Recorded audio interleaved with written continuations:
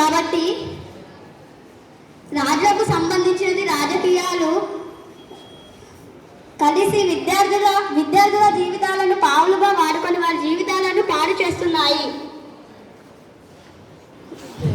విద్యార్థులు విద్యను నేర్చుకున్న తర్వాతనే రాజకీయాల్లోకి ప్రవేశించవచ్చు. ఎందుకంటే విద్యార్థుల వయసు తక్కువ కాబట్టి వారి అవగాహన కూడా తక్కువగానే ఉంటుంది. విద్యార్థులు విద్యను నేర్చుకున్న తర్వాతనే రాజకీయాల్లోకి ప్రవేశించాలి. రాజకీయాలు అనగా ఆందోళనకరమైనవి మరియు కుట్రలు కులంతారాలు ఎత్తుకి పై ఎత్తుల ఉంటాయి, సమస్యలతో కూడి ఉంటాయి. కాబట్టి విద్యార్థులు విద్యను నేర్చుకున్న తర్వాతనే రాజకీయాల్లోకి ప్రవేశించాలి.